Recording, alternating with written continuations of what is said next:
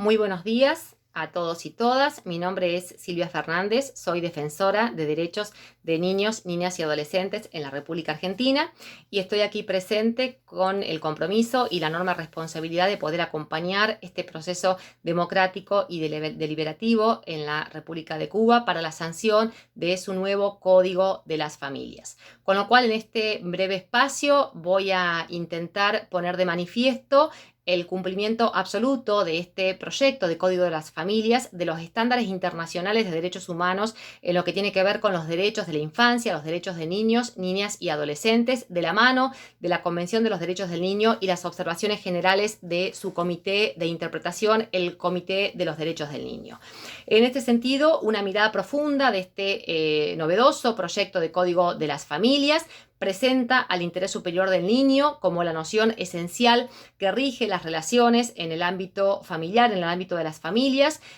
siguiendo o en sintonía con el artículo 3 de la Convención de los Derechos del Niño y la Observación General 14 del Comité de los Derechos del Niño. Y este interés superior del niño se conforma con otras dos nociones centrales a la Convención de los Derechos del Niño que hacen a su estructura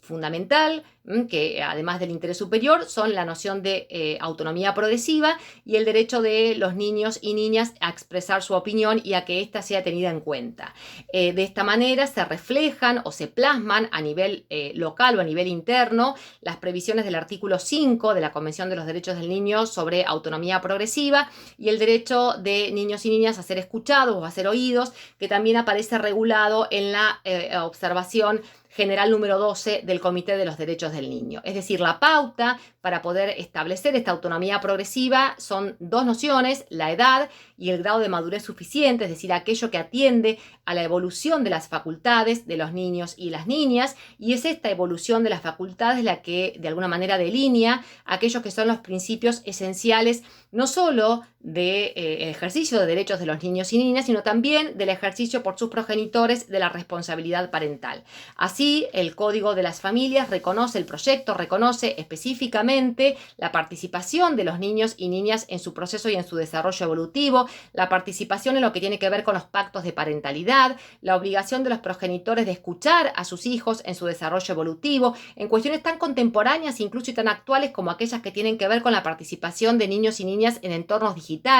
y cómo esta participación en entornos digitales tiene que ser respetuosa de su autonomía, pero también respetuosa de su intimidad y de sus derechos personalísimos, poniendo un freno también al ejercicio y de esta responsabilidad parental en el ámbito de estos entornos digitales, de la mano de la Observación General 25 del Comité de los Derechos del Niño sobre la participación y los derechos del niño en los entornos digitales.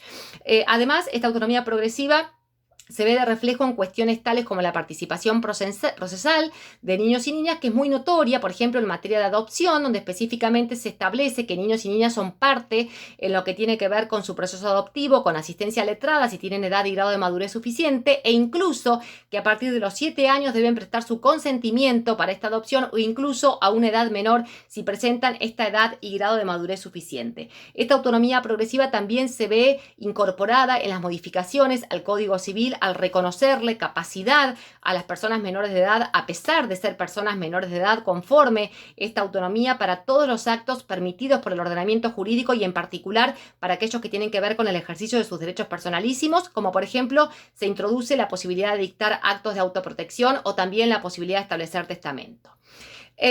Por fuera de esta o de la mano de esta noción de autonomía progresiva, pero por otro ámbito diverso, también es importante señalar que el proyecto de Código de las Familias, atendiendo a que Cuba no tiene aún una ley de protección integral de derechos de niños, niñas y adolescentes, regula cuestiones que son esenciales a esta protección integral de derechos, como aquellas que tienen que ver con los principios de la adopción, los principios de separación familiar, de carácter temporario, provisorio, excepcional, teniendo siempre como prioridad la permanencia o el retorno al ámbito de la familia de origen y estableciendo instituciones específicas fundadas fundamentadas en la afectividad, como son la guarda de hecho, el acogimiento familiar y como última instancia únicamente el acogimiento institucional, cumpliendo también con los estándares no solamente del Comité de los Derechos del Niño, sino también de la Comisión Interamericana de Derechos Humanos y la Corte Interamericana de Derechos Humanos respecto de la prevalencia de niños y niñas en el ámbito de sus familias, y solo excepcionalmente su separación familiar y por el menor tiempo posible siempre tendiente al retorno de niños y niñas al ámbito de su familia de origen, manteniendo durante estos periodos la comunicación y el contacto con sus familias. Y también otra cuestión importante que se incorpora a la luz de la noción del interés superior del niño es la que tiene que ver con el registro de las múltiples situaciones de vulnerabilidad en que pueden estar insertos los niños y las niñas, es decir, a la luz de esta noción de interseccionalidad, que es una noción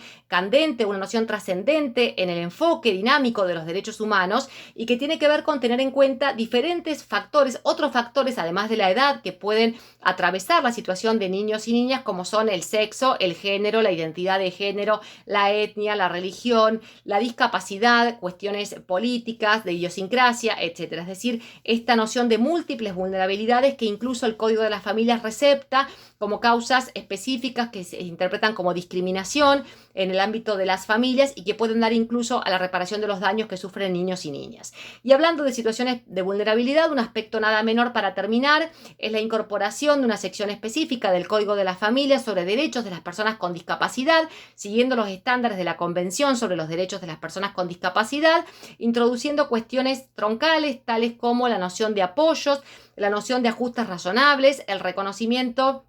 de las capacidades evolutivas de los niños y niñas con discapacidad y el ejercicio de sus derechos sexuales, reproductivos y no reproductivos y su educación sexual en igualdad de condiciones con los demás niños y niñas. De modo que aquí también se da cumplimiento con los estándares de la Convención sobre los Derechos de las Personas con Discapacidad, con lo cual en este sentido también el Código de las Familias, el proyecto de Código de las Familias sortea el test de constitucionalidad, el test de convencionalidad respecto del encuadre con los derechos humanos. De modo que, bueno, tras esta breve presentación, no puedo menos que celebrar la propuesta de una reforma de códigos de familias más humana, más activa y de alguna manera más comprometida con los derechos de las personas más vulnerables, entre ellos los niños, niñas y adolescentes. Muchas gracias.